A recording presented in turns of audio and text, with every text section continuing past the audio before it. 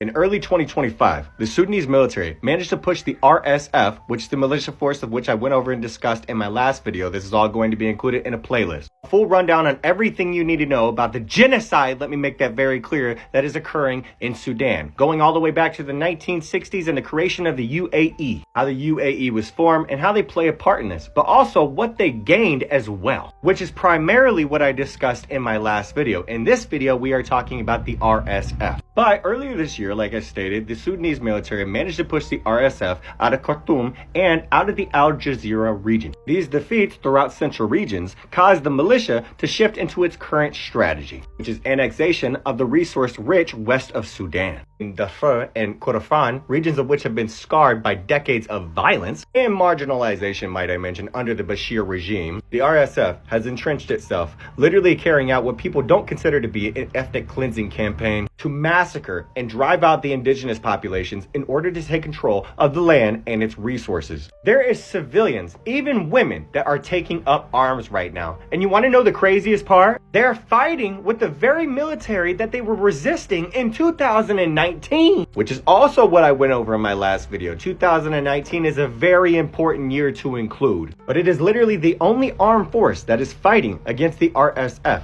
And are you aware of what the RSF was capable of accomplishing this week? They took the city of Al-Fashir, which is where you see videos of innocent women and men having indescribable things happen to them. The things that people are finding on satellite alone are extremely disturbing, which is why they need us to spread awareness and be their voices for them right now. The UAE and this corrupt system of which allows these foreign powers to just carve up these lands must be stopped. When we finally choose governance led by us, for us, we discover a greater purpose for humanity. And do trust, this video is not to take away from what's happening elsewhere, especially in Gaza. Many of you know I've spoken out against what people, especially Americans, don't consider to be a genocide. I've also spoken out and done a full rundown on Congo as well, but of course it ended up being suppressed. So you guys try to do whatever you possibly can to just get attention on what's happening in Sudan right now. I know my following, and I know you guys will come through for the Sudanese people.